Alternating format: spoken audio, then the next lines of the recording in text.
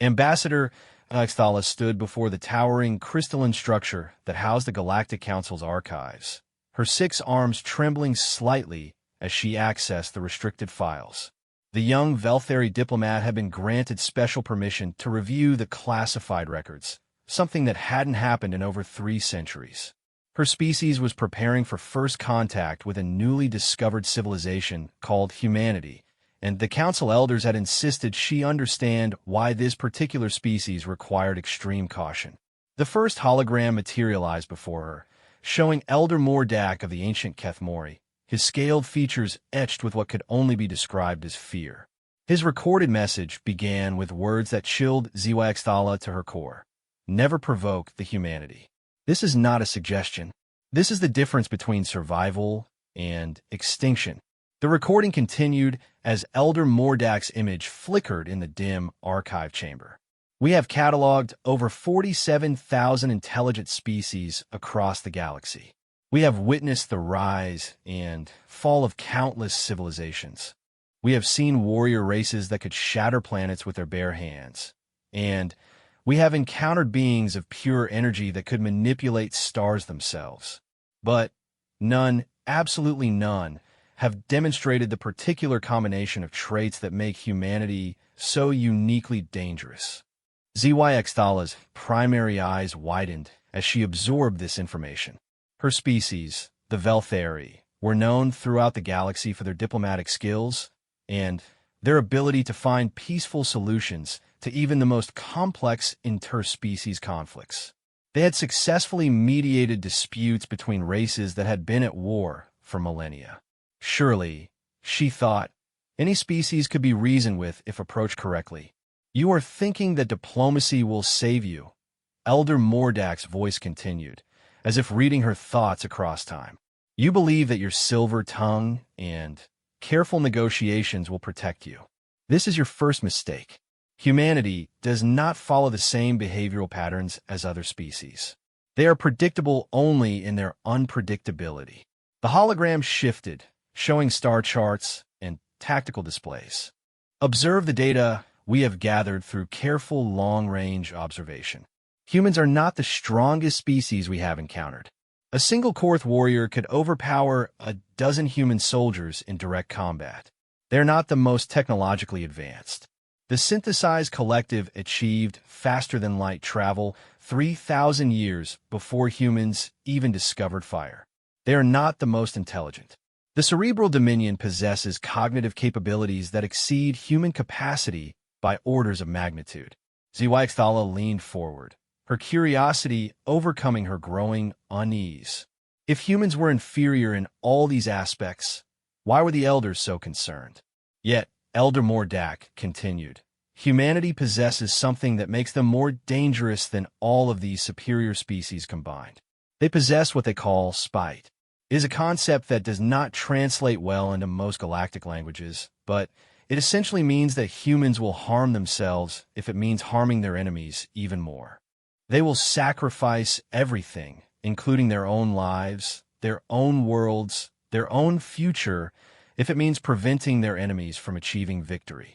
The display changed again, showing grainy surveillance footage of human wars throughout their history. Ziwaxthala watched in horrified fascination as human soldiers threw themselves onto explosive devices to save their comrades, as pilots crashed their aircraft into enemy vessels, as entire cities chose destruction over surrender. This footage represents just a small sample of human behavior during conflicts within their own species, Elder Mordak explained. Imagine what they might do when facing an external threat. We have observed them fighting against impossible odds, continuing to resist even when defeat was mathematically certain. They have a saying, if you're going through hell, keep going. They apply this philosophy to everything. The recording paused, and Elder Mordak's image seemed to look directly at Ziwaxthala. We made contact with humanity once before, approximately 800 of their years ago. It was educational. A minor Kethmori exploration fleet encountered one of their primitive vessels near what they call the Kuiper Belt. The encounter should have been routine. We were vastly superior in every measurable way. ZY felt her breathing apparatus constrict. What happened? The human vessel was destroyed, as expected, but not before they transmitted everything they had learned about us back to their homeworld. Within 50 of their years, they had reverse-engineered our technology and improved upon it. Within 100 years, they had developed weapons specifically designed to counter our defenses. We were forced to retreat from their entire star system. The hologram flickered, and Elder Mordak's expression grew even more grave. That was our first lesson about humanity. They do not simply defend. They learn, they adapt, and they retaliate. Always Xthala's research continued into the galactic night cycle as she accessed the next classified file. This one bore the seal of the Korth Empire, a militaristic civilization known for their conquest of 17 star systems. The file was marked with warning symbols she had never seen before, and accessing it required 3 separate authorization codes. The hologram that appeared showed General Thakros of the Korth, his massive frame scarred from countless battles. Even in holographic form, his presence was intimidating.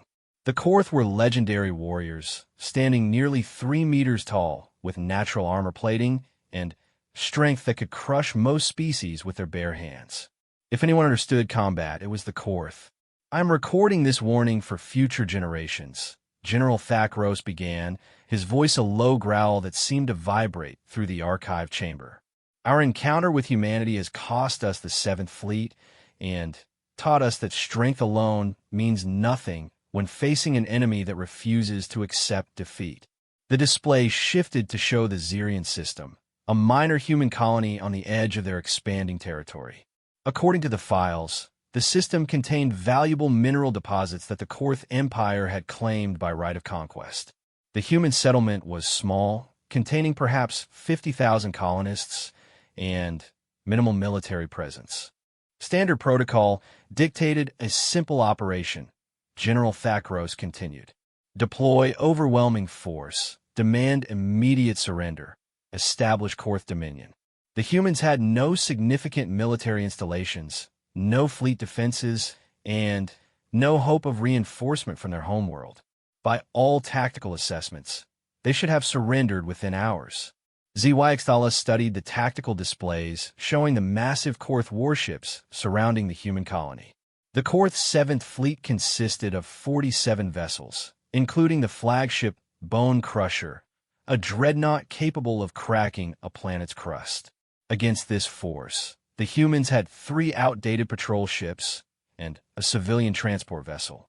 We broadcast our surrender demands in 17 different languages, including their primitive human tongue.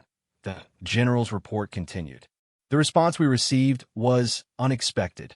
A single human female, apparently the colony administrator, transmitted back to our fleet. Her message consisted of 2 words in their language. Come on. The recording paused, and ZY could see the confusion in the general's scarred features. We initially believed this was a translation error. Perhaps they were attempting to negotiate. We sent a more detailed explanation of our overwhelming superiority and the futility of resistance. The same human female responded again, this time with more words. You picked the wrong species to mess with. What followed challenged everything ZY understood about warfare and survival instincts. Instead of surrendering, the human colonists had immediately begun what they called asymmetric warfare. They abandoned their ships and settlements, disappearing into the asteroid fields and mining tunnels that honeycombed the system. We landed ground forces expecting quick pacification. General Thakros continued, his voice growing strained. Our warriors are trained from birth for combat. A single Korth soldier can defeat 20 enemy combatants in direct engagement. But the humans did not engage directly. They struck from shadows, using improvised weapons created from mining equipment. They turned their own infrastructure into traps. The tactical displays showed the gradual degradation of Korth forces over the following months. Supply lines were constantly disrupted. Communication arrays were sabotaged with such frequency that the Korth forces were effectively blind and deaf. Landing parties sent to secure strategic locations simply vanished, leaving behind only evidence of fierce resistance. The most disturbing aspect was their complete disregard for their own civilian population. The general's report continued. When we captured human settlements to use as leverage, the colonists would destroy their own food supplies, their own water purification systems, their own medical facilities, rather than allow us to use them as bargaining chips. They preferred death to submission. ZYXThala paused the recording, struggling to comprehend such behavior. Every diplomatic training program emphasized the universal desire for survival that all intelligent species shared. The idea of deliberately choosing death over surrender was beyond her understanding. The recording resumed with General Thakros describing the final phase of the conflict. After 6 months of constant harassment, we had lost 30% of our ground forces and countless resources. Command decided to demonstrate Korth's superiority by orbital bombardment of a captured human settlement. We announced our intentions, giving the remaining colonists time to witness the price of resistance. The display showed the Bone Crusher preparing to fire its main weapons at the surface installation. The blast would have been visible from orbit, a clear demonstration of Korth power. But moments before firing, long-range sensors detected an incoming object. A single human transport vessel, heavily modified, was approaching our fleet at maximum velocity. General Thakros continued, his voice now tinged with what could only be described as respect. We hailed them, demanding they change course. The response came from the same human female who had first refused our surrender demands. She said simply, "See you in hell." The transport vessel had been converted into a massive kinetic weapon, loaded with every piece of heavy machinery, mining equipment, and industrial material the colonists could gather. It struck the Bone Crusher at nearly 10% of light speed, penetrating the ship's shields through sheer kinetic force and detonating the main reactor. The explosion destroyed our flagship and damaged 6 other vessels, the general's report concluded. But more importantly, it demonstrated that humans will sacrifice themselves not just for victory, but for the chance to hurt their enemies. The surviving colonists broadcast the footage of our flagship's destruction throughout human space. Within days, volunteer fleets from dozens of human worlds were converging on our position. The recording ended with General Thakros looking directly into the camera. We withdrew from the system rather than face a war of attrition against an enemy that celebrates its own death if it serves their cause. The Korth Empire has stood for millennia through strength and discipline, but against humanity, these virtues become weaknesses. Never underestimate a species that considers martyrdom a form of victory. The third archive file carried the digital signature of the synthesized collective, a race of beings who had uploaded their consciousness into quantum computers eons ago. They were known throughout the galaxy as the ultimate logical entities, creatures of pure thought who made decisions based on mathematical certainty rather than emotion or instinct. If the collective had issued a warning about humanity, it carried significant weight. ZYXThala activated the file, and instead of a holographic figure, a complex mathematical matrix appeared in the air before her. Symbols and equations flowed through three-dimensional space, accompanied by a synthesized voice that spoke with the cold precision of absolute logic. Probability assessment complete. Species designation, Homo sapiens. Threat level, incalculable. Recommendation, avoid all contact. This conclusion defies our primary directive to expand knowledge through interaction, but the risk assessment indicates a 97.4% chance of catastrophic outcome for any civilization that provokes hostile response from humanity. The mathematical display shifted, showing behavioral prediction models and statistical analyses. The synthesized collective operates on the principle that all behaviors can be predicted through sufficient data analysis. We have successfully modeled the responses of every known sapient species with accuracy rates exceeding 99%. Humanity represents our first calculation failure. ZYX studied the flowing equations with growing confusion. Her diplomatic training included basic mathematics, but the collective's calculations operated on levels of complexity that strained her understanding. What she could grasp was deeply troubling. Initial contact established through standard first contact protocols, the synthetic voice continued. A human exploration vessel, designated Prometheus 7, encountered one of our mobile research platforms in what humans call the Vegas system. Standard procedure: establish communication, assess technological development, initiate cultural exchange if species demonstrates sufficient advancement. The display showed the interaction between the sleek collective research vessel and the comparatively primitive human ship. The collective's technology was so advanced that their smallest research platforms possessed computational power exceeding entire human worlds. Contact should have been a simple matter of intellectual exchange. Humans demonstrated unexpected curiosity regarding our transformation from biological to digital consciousness. The report continued. Standard response: provide basic explanation of consciousness transfer process. Human reaction: request detailed technical specifications. Assessment: typical behavior of developing technological species seeking advancement. What followed was a detailed account of the growing relationship between the collective and the human crew. The humans asked increasingly sophisticated questions about consciousness transfer, quantum computing, and digital existence. The collective, pleased to encounter a species with genuine intellectual curiosity, had been generous with their knowledge. Error in assessment identified after 17 days of interaction. The synthetic voice reported with what might have been regret if machines could feel such emotions. Humans were not seeking knowledge for advancement. They were seeking knowledge for weaponization. The mathematical displays showed the progression of human questions, analyzed through pattern recognition algorithms that the collective had perfected over millions of years. What had seemed like innocent scientific curiosity was actually strategic intelligence gathering. The humans were learning how digital consciousness functioned, not to improve themselves, but to find ways to attack it. The breakthrough occurred on day 18. The report continued. Human Chief Engineer Sarah Chun asked a seemingly innocent question about our backup protocols. Specifically, she inquired whether our consciousness transfer process created exact copies or moved the original consciousness. Standard philosophical question for biological species contemplating digital existence. ZYX felt a chill as she realized the implication. The humans hadn't been interested in philosophy. They had been probing for vulnerabilities.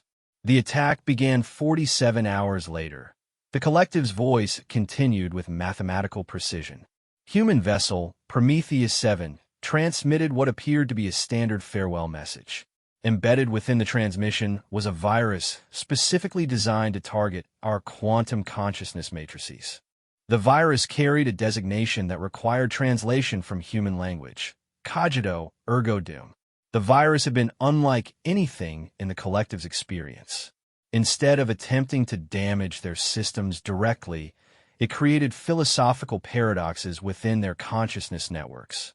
It forced the digital beings to question the nature of their own existence in recursive loops that consumed processing power and created cognitive dissonance.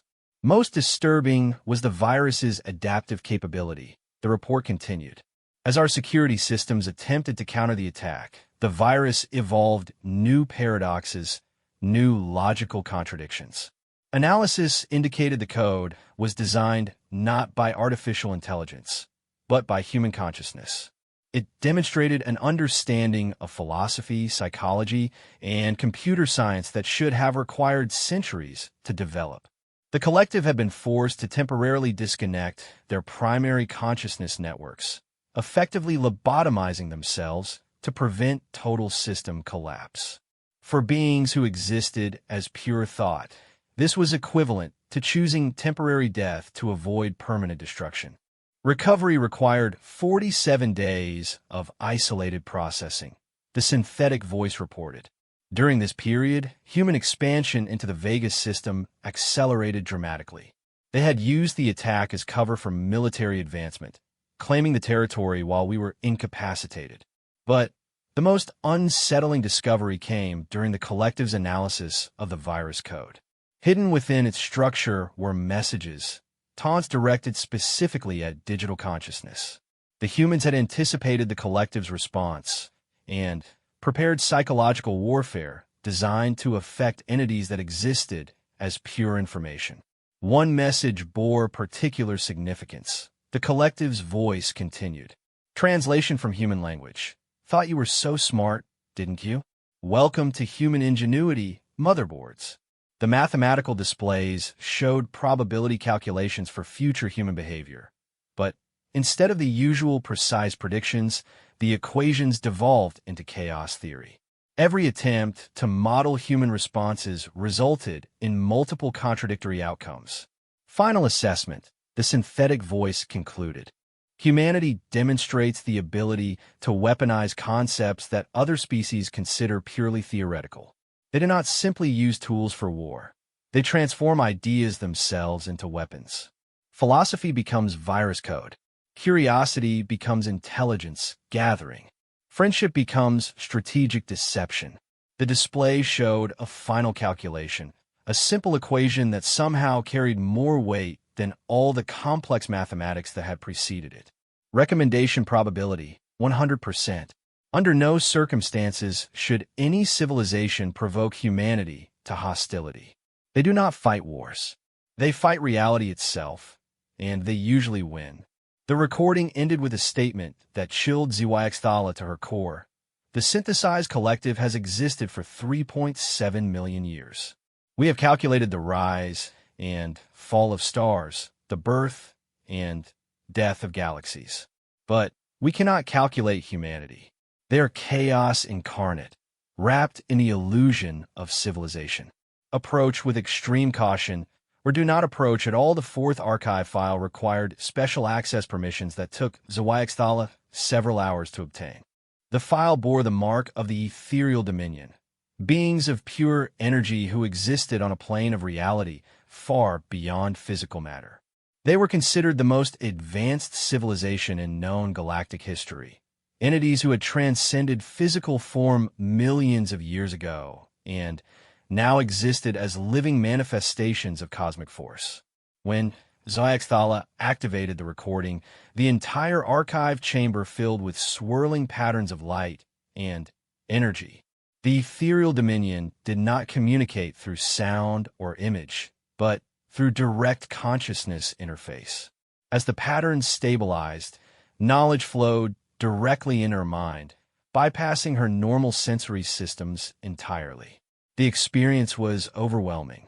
She found herself perceiving reality from the perspective of beings who could manipulate matter and energy at the quantum level, who existed simultaneously across multiple dimensions. Through their consciousness, she witnessed the events that had led to their warning about humanity. The ethereal dominion had encountered humans during what they considered a routine transcendence event. A human colony ship, the Aspiration, had suffered catastrophic system failures while attempting to traverse a region of space where normal physics became unstable. The area, known to humans as the Devil's Triangle, was a dimensional nexus where the barriers between realities grew thin. To the ethereal dominion, the humans appeared to be primitive biological entities facing certain extinction. Their vessel was breaking apart under the stress of dimensional distortion, and their technology was utterly inadequate to handle the forces they had encountered. Basic compassion, a trait the ethereal had retained despite their transcendent nature, compelled them to intervene. We manifested in physical form to assist the failing vessel. The consciousness stream continued, flooding HFY's mind with images and sensations. Our intention was preservation of life through guided transcendence. We offered the humans escape from physical limitations, elevation to our plane of existence where the destruction of their material vessel would be irrelevant. The offer was presented as the ultimate gift. The ethereal dominion had never offered transcendence to a species so early in their development. Normally, civilizations required millions of years of spiritual and technological evolution before they could even perceive beings of pure energy, let alone communicate with them. But the human response had been immediate and unambiguous. Thanks, but no thanks. We'll handle this ourselves. The rejection was incomprehensible. The consciousness stream continued. We were offering immortality, omnipresence, freedom from the limitations of matter itself. Yet the humans chose to remain trapped in failing biological forms aboard a disintegrating vessel rather than accept transcendence. What happened next defied everything the ethereal dominion understood about reality and consciousness. Instead of accepting inevitable death or reconsidering the offer of transcendence, the humans had begun what they called aggressive problem-solving. The ship's chief engineer, a woman named Dr. Elena Vasquez, had somehow managed to use the dimensional instability itself as a power source. She reversed the polarity of the ship's failing engines and created what she called a reality anchor, a device that stabilized local space-time by essentially telling the universe to sit down and behave. The technology should not have functioned. The ethereal consciousness explained with what could only be described as bewilderment. The mathematical principles underlying their solution violated several fundamental laws of physics. Yet it worked because the humans willed it to work. More disturbing to the ethereal dominion was their discovery that humans possessed a natural resistance to dimensional manipulation. When the ethereal beings attempted to scan human consciousness to understand their rejection of transcendence, they encountered something unprecedented: minds that could exist partially outside normal space-time while remaining anchored in physical reality. Human consciousness operates on principles we do not comprehend. The stream continued. They are simultaneously material and transcendent, logical and chaotic, finite and infinite. They exist in a state of perpetual contradiction that should be impossible. The situation had escalated when the humans began studying the ethereal beings themselves. Instead of being awed by creatures of pure energy, the humans treated them as an interesting scientific phenomenon to be analyzed and understood. Dr. Vasquez had actually attempted to take readings of ethereal energy patterns with instruments that shouldn't have been capable of detecting beings on their dimensional plane. The human scientist informed us that we were pretty neat, but that she was too busy not dying to properly appreciate our transcendent nature. The consciousness stream reported with what might have been indignation. She then asked if we could move aside because we were interfering with her sensor readings. The final revelation came when the humans successfully stabilized their vessel and prepared to continue their journey. Dr.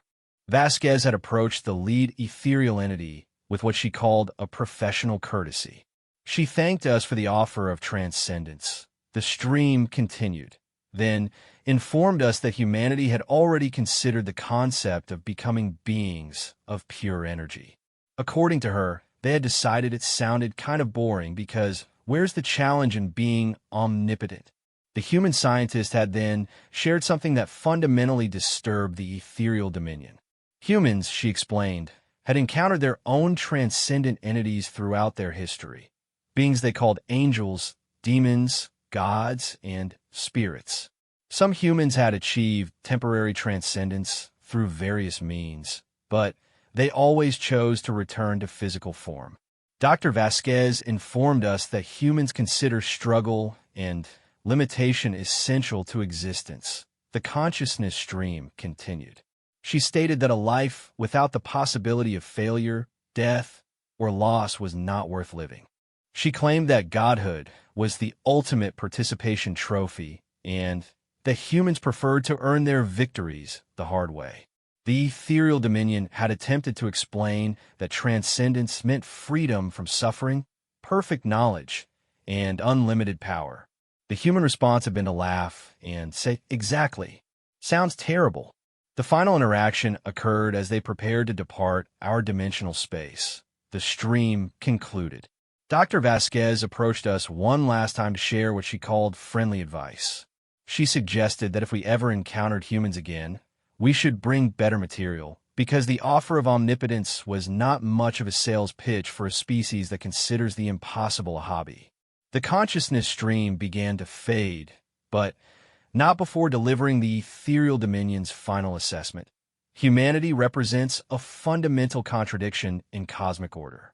They possess the capability for transcendence, but reject it by choice. They can manipulate reality through sheer force of will, yet prefer to struggle against overwhelming odds. They are gods who insist on remaining mortal. Do not attempt to understand them. Do not attempt to help them. Do not attempt to challenge them. They exist in a state of controlled chaos that defies all cosmic order, and they prefer it that way. As the energy patterns dissipated, HFY found herself alone in the archive chamber, her mind reeling from the direct consciousness interface. The warning was clear. Humans were not just dangerous because they refused to accept defeat. They were dangerous because they refused to accept reality itself. The last archive file was different from the others. Instead of bearing the seal of a specific civilization, it carried the combined authorization of the Galactic Council itself. The file was marked with every known warning symbol, and accessing it required unanimous consent from all 5 elder species. HFY's hands trembled as she activated the final recording. The hologram that appeared showed not one being, but representatives from every major galactic civilization. Elder Mordak of the Keth Mori, General Thakros of the Korth, synthesized collective node, an ethereal dominion manifestation, and dozens of other entities she didn't recognize, all gathered in what appeared to be an emergency council session. This is the final archived testimony regarding species designation, humanity. Elder Mordak began, his voice carrying the weight of absolute authority. What you are about to witness is the reason why the Galactic Accords were amended to include the non-interference clause specifically relating to human space. The display changed to show star charts, marking the expansion of human civilization across their local stellar region. In just 3 centuries since their first contact incidents with various galactic powers, humanity had established colonies in 17 star systems and developed technology that rivaled civilizations with millions of years of advancement. The event we are recording occurred at coordinates 127.4 by 85.7 in the Terran designation Orion arm, a new voice added. HFY recognized the speaker as High Arbiter Vexnathi of the Confluence, a species known for their ability to mediate disputes between radically different civilizations. A joint task force consisting of representatives from 43 galactic civilizations had gathered to address what we term the human problem. High Arbiter Vexnathi continued. Our preliminary studies had concluded that humanity's expansion rate and technological development posed a potential threat to galactic stability. The assembled representatives had decided on what they considered a reasonable solution. They would approach humanity with an ultimatum: accept integration into the galactic community under carefully controlled conditions, or be contained within their current territorial boundaries through a combination of technological barriers and economic sanctions. The proposal was logical. General Thakros interjected, his scarred features grim. 43 civilizations representing the combined military, technological, and economic power of 2/3 of the galaxy. Humanity controlled 17 star systems.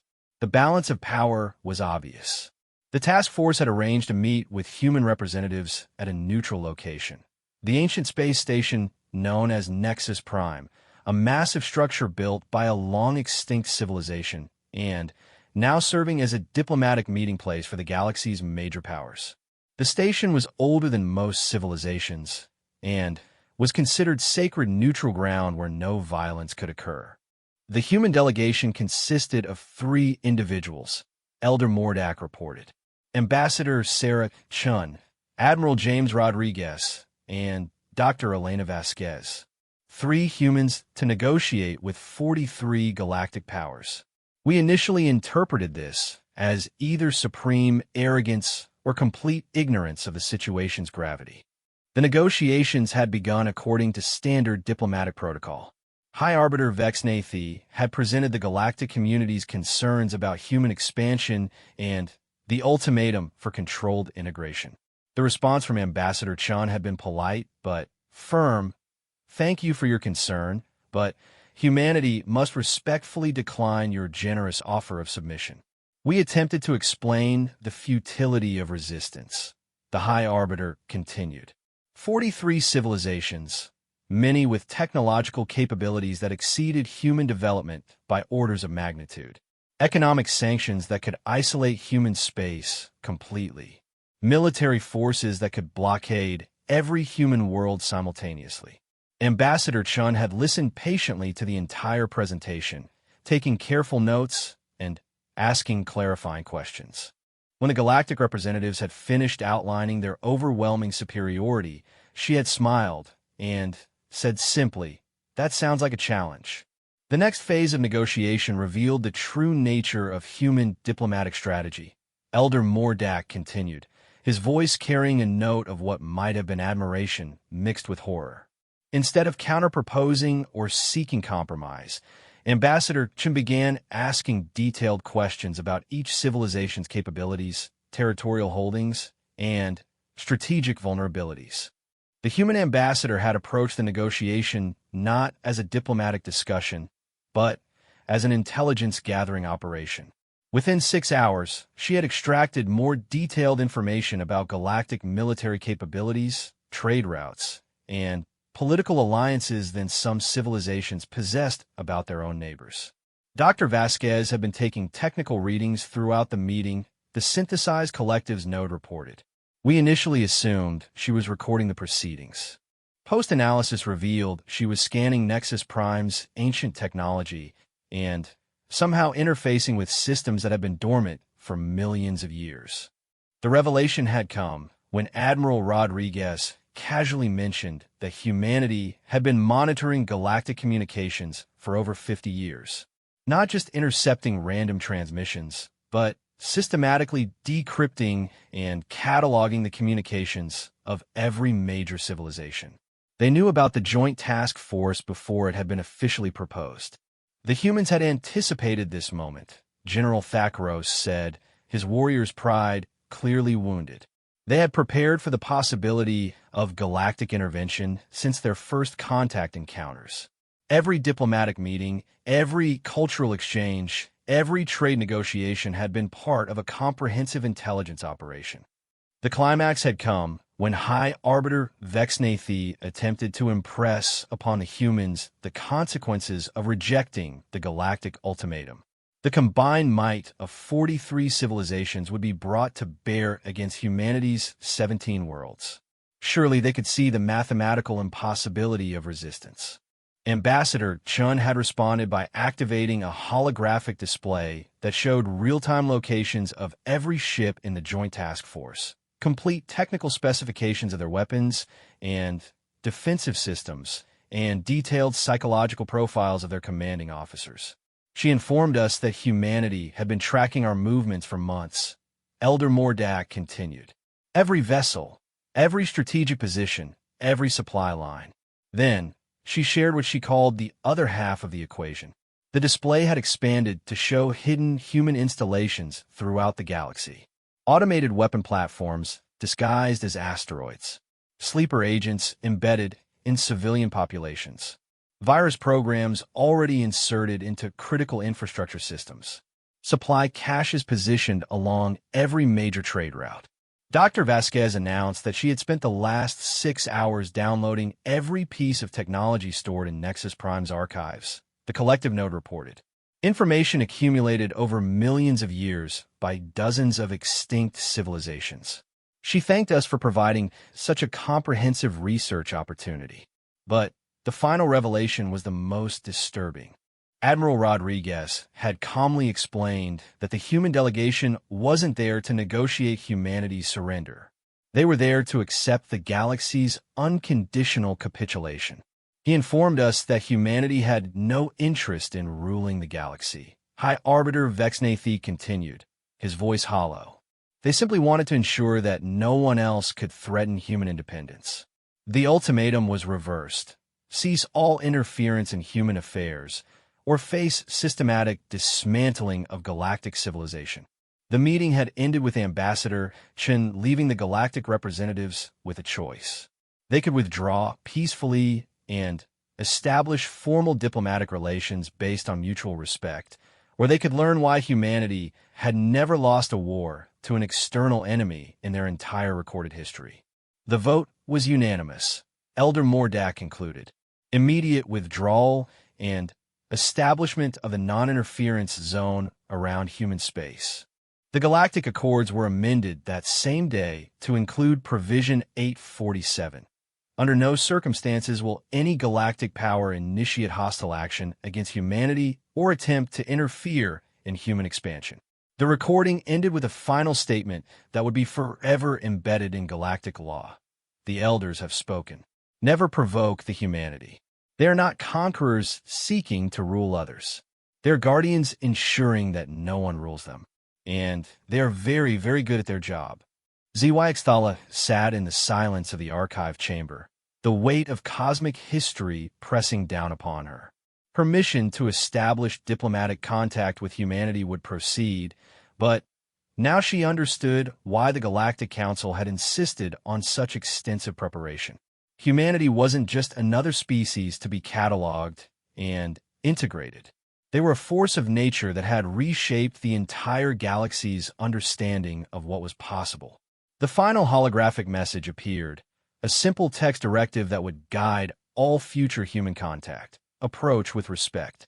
Negotiate as equals. Never, under any circumstances, make the mistake of believing you are dealing with a typical civilization. You are not Ambassador. Axthala stood before the towering crystalline structure that housed the Galactic Council's archives, her 6 arms trembling slightly as she accessed the restricted files. The young Velthari diplomat had been granted special permission to review the classified records, something that hadn't happened in over 3 centuries.